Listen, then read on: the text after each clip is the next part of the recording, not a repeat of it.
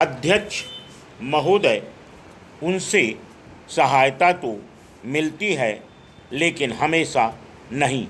कारण यह है कि उनका झुकाव ऐसी धारणाओं की ओर रहता है जिनका जन्म विकसित देशों के संदर्भ में हुआ है। उदाहरण के लिए, अगर अति चिंता से विकास दर बढ़ाने के प्रयास में हमने सामाजिक परिणामों की उपेक्षा की तो सामाजिक समस्याएं पैदा हो जाती हैं। सांख्यिकी विशेषज्ञों को चाहिए कि वे लोगों को अति सरलीकरण के खतरों से अवगत करें। उन्हें यह भी याद रखना चाहिए और जनता को भी याद रखने में सहायता देनी चाहिए कि जिन आंकड़ों का वे संचयन विश्लेषण करते हैं उनका संबंध सजीव समस्याओं और व्यक्तियों से होता है तथा वे संख्या संकल्पित मात्र नहीं हैं। उदाहरण के लिए, जनगणना के समय किसी व्यक्ति को केवल एक संख्या के रूप में सीमित किया जा सकता है, फिर भी वह व्यक्ति अपने कुछ उद्देश्यों, आशंकाओं, सफलता विफलताओं को लिए यथार्थतः इस विश्व में अपना अस्तित्व जारी रखता है।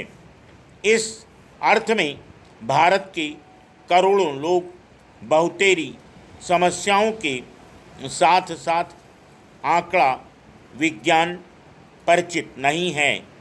वे प्रायः इस संबंध में तर्कहीन तथ्यों की बात करके आंकड़ों की बड़ी आलोचना करते हैं, परंतु इससे कोई भी इनकार नहीं कर सकता कि हमारी समस्याओं की जटिलता तभी सुलझाई जा सकती है जब ऐसे आंकड़ों का सहारा लिया जाए जिनसे सामाजिक, आर्थिक और राजनैतिक स्तर पर युक्तिसंगत निर्णय लेने में सहायता मिले।